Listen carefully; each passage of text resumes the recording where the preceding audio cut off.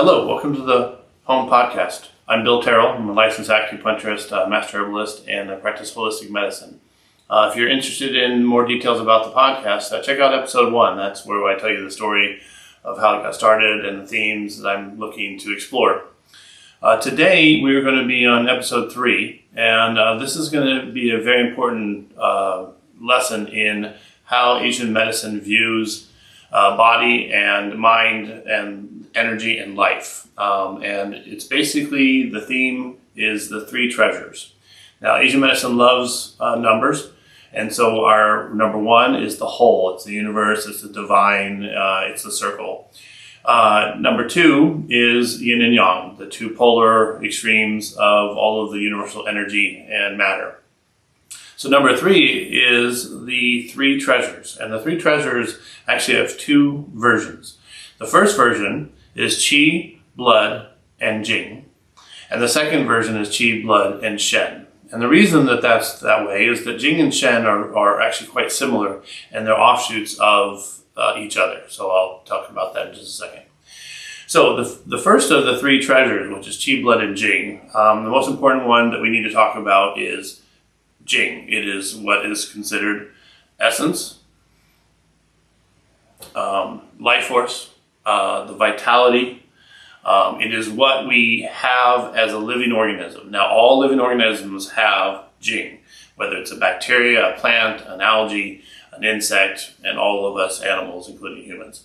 And that vitality and essence is literally the difference between when a body is alive and a body is dead. The moment that death happens, the Jing is gone, the essence is gone, the life force is gone. All of the traditional cultures have known this. Western medicine actually is one of the only times that the culture didn't understand the idea of when life was gone. We can maintain a body, we can maintain body parts, we can even switch out body parts, but we cannot do anything about essence once it's gone. So essence is something that you need to look at from a perspective of inherited constitution and not wasting it. So in other words, I often tell people it's like your trust fund that you got from your family, and the ideal is to barely tap into it your whole life so that you don't ever have to run out. In essence, Jing is to be preserved. When you preserve it, you live a longer life. When you have higher amounts of Jing, you rebound faster from disease, you handle stresses and traumas better, and you actually can create more energy and vitality in how you present to the world. So if you ever meet a 90-plus-year-old that is vital and alive, I call them super elderly. And super elderly always have strong Jing. Even though they've lived 90 years, their Jing and their essence is still very strong. And in fact, what will happen in their lives is they will go from this vital, interactive state to very quick decline within days, weeks, months is even too long, actually. It's usually within days and weeks, and all of a sudden their vitality disappears and they pass away. It's a very special thing, and people who work in hospice that see that process are amazed at how easy it is for the soul to just leave the body when you're at that stage in life when you just go peacefully in your sleep, quote unquote. Now, unfortunately, you can also lose Jing in an instant. Jing is going to be whenever something damages your body or your mind so much so that it disassociates with itself. Obviously, a massive accident where you lose blood or you lose body parts would result in the loss of Jing. In fact, related to the 3 treasures, Jing, Qi, blood, and Jing, we say that Jing is actually carried in the blood and it's moved by the Qi. So if you don't have a body, the blood, and you don't have the Qi, which is the heartbeat or the neural capacity of your mind, then your Jing can't stay in the body and it dissipates. So that's the unfortunate version of losing your Jing in a massive moment or loss. Now, you can also have something in between where you have too much stress in your life and you have too many things that you do and you're undernourished and you're undersupported and you don't rest. You're now tapping into your Jing faster. And so what happens is you actually age faster. Most of the people that come to see me that complain about old age, it's actually not their age, it's not the amount of years they've been on the planet, it's how much Jing they've lost and how much they wish that they had preserved that, even if they don't have the concept. They just know that somehow they overused the essence and vitality that they had. one of the other things you can do, very important, to preserve Jing is to make sure that you're always supporting yourself with a lot of life force rich foods and life force rich experiences. Literally the difference between a processed food or a wrecked food and a vital food is how much life force does that still have in it? Is that broccoli still actually vital? Are the cells still alive when you start cooking them? Do those beans have the capacity to grow into a bean plant? Does that egg have the capacity to nourish and support life of a chicken? And in traditional times, all of those foods were prized to be wonderful for you. Milk, cheese, meat, organ meats, and so forth were all thought to be very important. And then all of the plant-based essences, all of the plants that can grow into other plants are thought, nuts and seeds, and squashes, yams, all those things that have the vitality in them. Very important to eat. It's for many reasons. And number one is that it protects your Jing or your essence. There's also, like I said earlier, emotional support. If you have love in your life and you have purpose in your life, you're going to see that your Jing is used more fully, and you're going to be a lot more vital in your life. There's also what's called essence tonics. Now, they don't really give you back your Jing. What they do is they strengthen your Qi and strengthen your blood and your Yin and your Yang. And they slow down the use of Jing. So maybe stop the aging process and arrest it for a certain amount of time. Now, certain Jing tonics, we call them Jing tonics, but we know that they're really not fully that way. They're mostly the Yin and Yang and Qi and blood tonics. But some of the best are the ones that have the most life force. The ginsengs are this amazing plant. They're actually named human spirit, Ren Shen, is actually the term for human spirit, because that plant has been known to rejuvenate the human spirit, rejuvenate the essence. Medicinal mushrooms, mushrooms of all forms that have medicinal effects, are actually amazing at helping with essence, because they literally take the death energy of a decomposing matter and they turn it into the spores and the body of the mushroom. When you consume those spores and you consume that body, you take in the life force that came from death. It's a very powerful spiritual connectedness, and if you follow the use of psychedelic mushrooms and other hallucinogenic substances that have that quality to open up the consciousness and connect people to the divine, connect people to the divine in their own lives.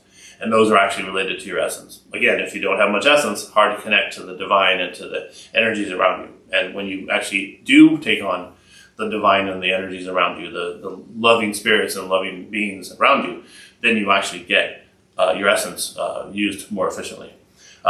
Sunshine, one of the most vital forces in our lives.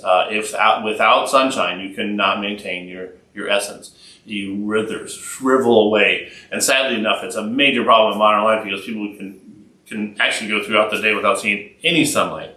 They work in cubies inside of offices. They go to work when it's dark out, and they leave when it's dark out, and they don't experience it. Other people actually avoid sunshine on purpose, because they were told that the sun causes cancer, which is an absolute baloney. And if you go looking for any evidence, you find that there's no evidence that the sun causes cancer. The only thing that sun does is actually keeps you from having cancer. Once those myths start, it's hard to dispel them. But I actually can see in my clinical practice that the people who spend quality, smart time in the sun, and even in the winter, the middle of the cold Iowa winter, they actually are more vital, they have more essence, and they love life more. They even including loving winter. Anybody you ever meet that loves winter, loves being outside. All right, I talked about it earlier, but purpose and love is really important in maintaining one's essence and continuing the experiences. All right, specifically, there are the Jing tonics, the Chinese red ginseng. It's also Korean red ginseng is the same plant. And American ginseng is actually the same plant as the others. It just grows in America. The Chinese and Korean ginsengs grow usually in the mountains, and they're very hardy plants that deal with extreme cold and extreme wind. And they're thought to warm up the body because of that reason. The American ginseng actually grows in the Midwest and in the deciduous forest and in an environment that has very severe cold. But the heat is also a major player. So what happens is the American ginseng adapts and helps us by keeping us cool. It's also a phenomenal herb for protecting you from blood sugar issues. It's helpful for quitting smoking.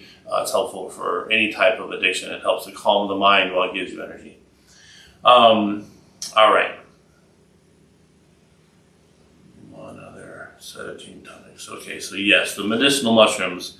Those are wonderful. They don't taste very good. The shiitake mushrooms taste great when you saute them with a little soy sauce and some other foods. But the reishi mushrooms taste like bitter powder. There's not a lot of flavor there because what it is that energy is all in the essence. Your body takes that food in and nourishes and supports itself. Most of the mushrooms look like brains. Often they look like cerebral spinal columns. It's pretty amazing the way that Mother Nature will show us humans what we're supposed to be taking in, because that's what it treats. It's called the law of similars and law of signatures. And if you ever wonder, I wonder if this is good for the brain. Well, if it looks like a brain, it's good for the brain. Walnuts are known to be great for the brain, and they look like a brain inside of a shell. Hello, Happy New Year. You might have noticed that I just changed clothes, and actually we just all changed Lunar New Year's. When I started recording this last Thursday, it was still the Wood Dragon year, and because of a lot of interruptions, I ended up having to pause until today, and it's already changed the year. Now it's the Wood Snake year. And if you're interested about what that means, my next podcast is actually going to be about Chinese astrology, an introduction to it, as well as kind of an explanation as to what went wrong and why I ended up having to split my podcast into two. So let's get back to it. We were talking about the three treasures, and I had gone through talking about Jing, or essence, life force, vitality, the most important aspect to Chinese medicine, because it is really the most important part of life. It's, are you alive or not? The next of the treasures is qi, and qi is easily translated into energy. A lot of people know about qi. It's very simple. It's literally anything that has energy, whether that is movement, thought, vibration, sound, anything that stimulates the senses, the sense of smell and taste and hearing. Air vibrations is how we hear, right? So we literally know from both Asian culture and traditional ideas, as well as modern science, that vibrations and energy makes up everything. Good old Albert Einstein figured out the theory of relativity, and that energy and mass share an equation that's related to the speed of light. Very profound, not only from the modern perspective, but it actually, if you go back in time and you look at Asian culture and Asian philosophies, both in China, Japan, and also in India, they have the same idea. They understand that light is life, and that energy is movement, and that matter is static. And that trio is literally the three treasures. So if you think of light as being the essence of spirit, as many in spiritual traditions believe that our souls are part of the light of the universe. And then the essence, or Jing, comes from that light. The second part of that is the energy, so qi. Now, we take advantage of qi every day, and one of the terms that Asian culture has is called qigong, and qigong is the willful manipulation and mindful manipulation of energy. In other words, anytime you willfully use your mind, you willfully use your body, you create some sort of stimulation around you, you create movement, you're doing qigong, and you're exercising your qi. Now, we take it for granted, but if you actually watch athletes, dancers, archers, anybody that has had to cultivate a very specific skill set, they have actually taken their qi to a much more mastery level. So in Asian medicine, that is what we do as acupuncturists. We take our ability to affect another person's energy, their qi, and we take it to another level. That's called medical qigong, or external qigong. I'm taking my energy, interacting with my patient, and affecting their energy, and then in that process, their body heals. The body is made up of matter, which is blood, we'll talk about it in a little bit, and qi, which is energy, and those two interplay. In fact, we have a saying that blood holds the qi, and qi moves the blood. And if you have to have both. You can't live with one or the other, and that they're always transforming each other. A simple way of looking at it is glucose, sugar, is actually a molecule. It's a matter. But when you actually take it into your body and your cells use it, they turn it into energy. There's even a whole cycle in biochemistry called the Krebs cycle that talks about how sugar gets turned into energy in the cellular level. It's pretty fascinating whenever you learn that Western medicine and biochemical medicine has just proven something that the ancients had already known. In fact, I've got to a place in my life where I believe ancient medicine before I believe modern medicine, and then when they finally figure it out, I think, aha, yeah, you finally figured it out. But anyway, so one of the biggest things about qi is that we need as a person is we need to be aware of its mindfulness. That when you want to taste something, you obviously have to put it in your mouth. You have to pay attention to it in your mouth. You have to mix it with your saliva, and then you need to digest it by taking it into your body. That willful movement of energy is actually vital and staying alive. You can say the same thing about breathing. If we don't breathe, we don't live. Breath, which we talked about before with Jing, is essence, but breathing is actually a qi exercise. One second.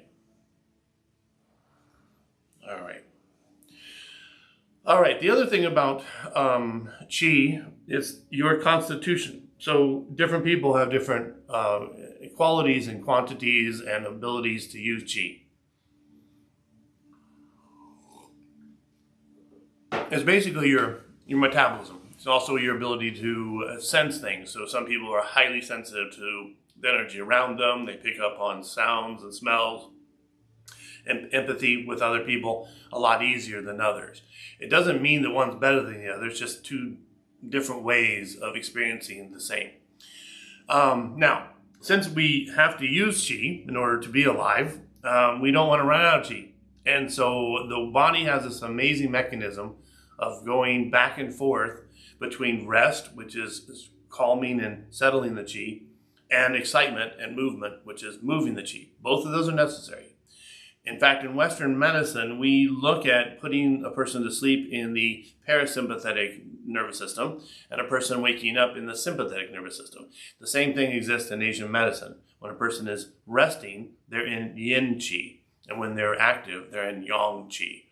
That qi is the energy. Now, we've talked about yin and yang before, but the other part of yin and yang will be when you separate it into organs. So we'll have our kidney yang and our kidney qi, and that is actually a sign of your vitality of your adrenal system and your reproductive system and your bladder. So if you're weak in your kidney qi, then you have a tendency to urinate a lot or have a weak stream or even lose urine, incontinence. And if you have strong kidney qi, then you're going to have a stronger stream. You're going to be able to hold on to your urine longer, and you won't leak when you sneeze. So that aspect of the qi separated into different organs is one of the most important parts of Asian medicine. We spend a lot of time learning that and then using it every day. Heart qi is another one that's really important to understand. Heart qi is literally the energy of your physical heart and your mental heart, which is actually the Shen, which we'll again talk about in a little bit. But anyway, when that heart qi is strong, you project energy, you project your strong persona, you project charisma, and you also then have a magnetic field that's projected from your electromagnetics of your heart that actually goes out. People can feel your heart. That's why we hug heart to heart. It's a very intimate relationship of the two magnetic fields of the two hearts connecting with each other, or as we would translate it, the two heart qis interacting with each other. When somebody has negative energy, or they have hatred, or they have jealousy, their heart energy is going to project that. And it doesn't ever feel good to actually hug up close somebody who's angry at you, or hug up close somebody who has a negative energy towards you. And those subtle things we actually take for granted, but they're actually some of the most important parts of our lives. If you don't pay attention to when somebody else's qi is disturbed or it's harmful to you, and you allow yourself to be in that environment, then you tend to create bad qi for yourself. It's the best way we can describe it. You put yourself in a bad environment, you're gonna get bad qi, right? Now, on the other hand, to be more optimistic and positive, if you look for people around you and you look for environments around you that are loving and that are stimulating to you, and they create good vibes, as we call it, then you actually benefit from that. And your heart qi in this particular case would actually be nourished and supported. All right, I hope that makes sense. It's a lot of information about qi. We could spend hours and hours and hours just talking about the different organ qis. And I will actually have other videos in the future where I'll break down each of those organs more thoroughly. All right, so now resting is how we rejuvenate our qi, not sedating ourselves. When you actually sedate yourself, you actually create, technology. All right. Yeah, so when you rest, you actually regain your qi, not being sedated. And that's one of the biggest problems with our pharmaceutical medicines for sleep, is that they don't actually rest the body, they sedate the body. So what happens is the qi of the heart and the qi of the kidneys are trying to keep you alive because it doesn't understand why this pharmaceutical, the substances in your bloodstream that's trying to kill you. And so your body then reacts to that. It's very restless and never nourishing. I've never met anybody who takes pharmaceutical sleep aids that actually feels good. They're just trying to adapt to a dysfunctional situation where they can't sleep. All right, let's see. Let's talk about the next screen. All right. Now, in addition to behavior and how to strengthen your qi, oh, geez, I forgot. Most important way to strengthen your qi is gentle, regular exercise. When you actually move your body then has to produce more energy. And when your body has to produce more energy, it gets better at it. When you are too stagnant, when you're sitting too long, you end up creating this situation where the qi becomes stagnant. Very important concept in Chinese medicine. And when the qi is stagnant, it doesn't function, it doesn't grow, it doesn't evolve.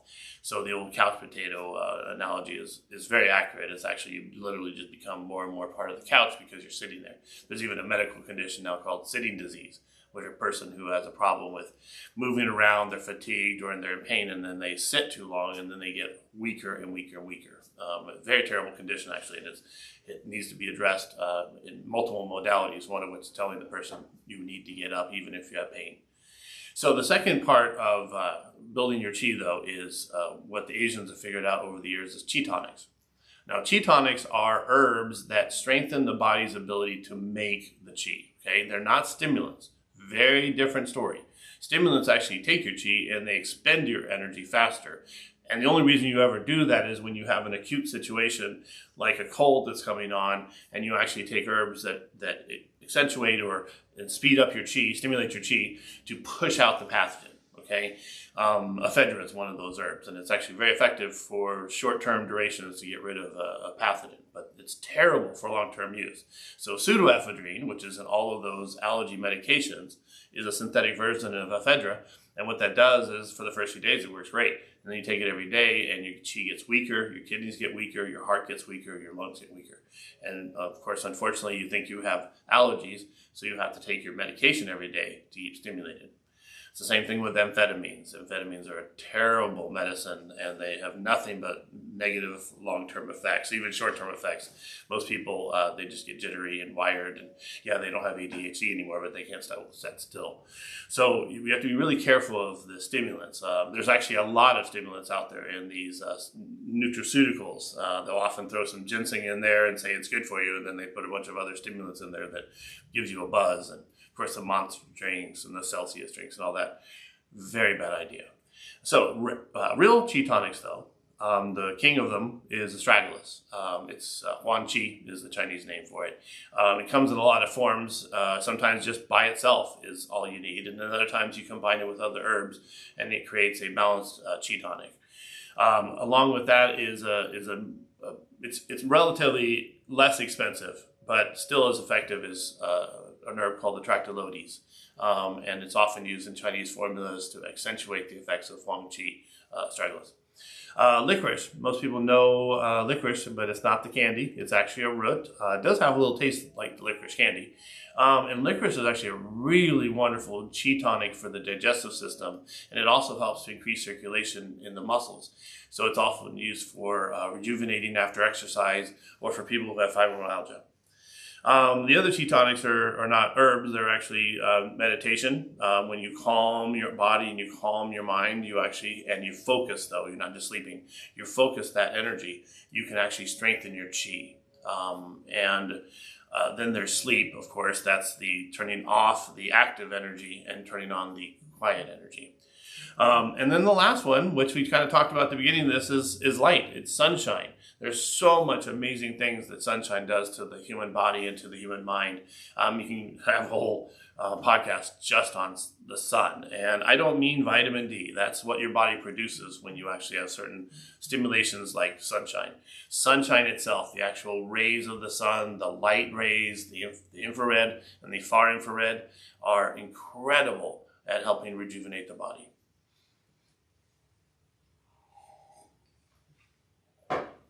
All right, let's go on.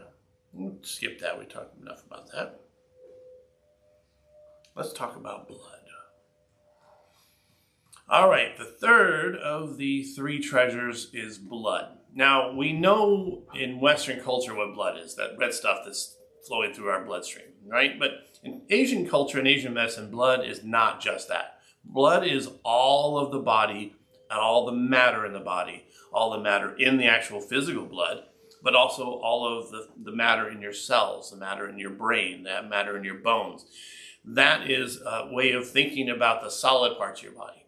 And the blood is also the backup storage. You can kind of think of it as the battery. So when you actually have healthy blood, you have healthy nourishment that will then be translated into qi and into movement and activity and so forth. It's a very important circle. Like I said earlier, the qi carries the blood, and the blood,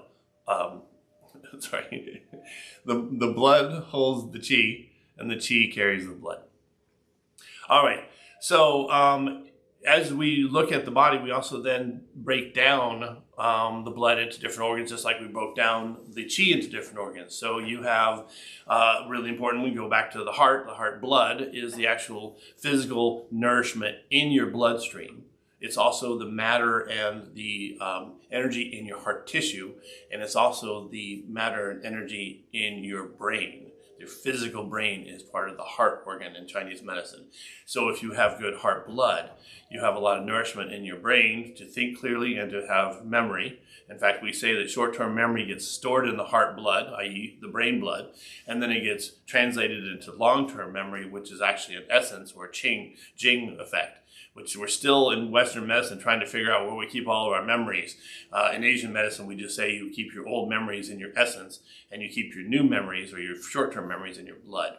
If you have a car accident or something that jostles your brain all of a sudden, and it shuts off that short-term memory that was in your blood and doesn't get translated into the essence, then you just don't remember whatever happened, whether it's an epileptic seizure or a stroke or a heart attack. So the other part of the heart blood is actually the physical heart blood. And one of the ways it shows up is the complexion. If you have good heart blood, you have redness, you have good color. If you're light skinned, then you're going to look a little redder, a little pinker, which is a good thing. If you're actually Asian, when you have more of a yellow tint to your skin, you're going to actually have that color that's golden. And if you're actually really dark-skinned, Indian or African, then you actually are going to have a vibrant, beautiful, shiny black skin or dark skin. When you don't have good blood, when your blood is weak, pale complexion people become very pale. They become literally like a ghost, or even worse, they become ashen, ashen white. Asian person will become more sallow. They actually start to look yellow and even on a jaundice level. In fact, that's what jaundice is a heart blood deficiency or liver blood deficiency. And then a dark-skinned person actually loses their shine and they become like dark ash. And whenever you see a dark-skinned person that has a dark matte complexion and they look like somebody's taken the color out of their skin, that's actually because their blood is very deficient. And it's actually a very terrible condition for no matter what ethnicity you are. When you have that kind of blood deficiency that it shows up, that means you don't have the raw material in your bloodstream and in your tissue to do its job. All right, next one. Let's talk about some blood tonics, sorry. Blood tonics, one of the most famous is Angelica or Dong Quai. It's actually also known as the female ginseng, although it really isn't because men can use it just as much as women. It has no gender effect. Dong Quai just builds the blood very strongly. It's actually this big root, actually. It's a gorgeous root. Looks like a huge celery root, except it's got these long tails on it, which actually, again, if you remember the qi discussion about ginseng or the essence, that looks like a human. Angelica also has that same quality about it. It's just a little bit plumper on the actual root part. Another one that's very famous is goji berries. We have lots of people eating goji berries left and right, and thankfully they are. It's actually a fabulous tonic. It's great for your eyes, it's great for your liver and blood, it's great for your memory. And then an herb that most people don't even know that it's an herb, it's actually a flower, it's peony root. And yes, the actual flower, that root down there, that white root with the brown casing, is actually a great blood tonic. It's called Bai Shao, which is the white root. The other part of blood tonics that's absolutely the most necessary, because you got to do it every day, multiple times a day, is you need to eat real food to recharge your blood. Your body will literally take the matter of the food, act on it with qi, the stomach qi. It will break that down. It will then absorb it into the bloodstream. It will absorb it into the cells. It will store it up as blood energy. And then it's useful for rebuilding your body or to use and turn into qi. There are many herbal teas that are quite good to drink throughout the day. Hibiscus tea is really good blood tonic. It actually looks like blood, is red, so it actually strengthens the blood. Kind of a simple way, if you ever wonder if something's good for your blood, if it's naturally red, it's good for your blood. And then the last thing, surprise, once again, sunshine. Sunshine is just as important for your blood as it is for your qi. What it does in the body is when you take in sun and you have that food energy, it helps it condense and strengthen. Anybody that's ever raised reptiles knows that they have to have sun, or a fake sun, which is a UVA, UVB lamp, in order to build their muscles, their bone, and their brain.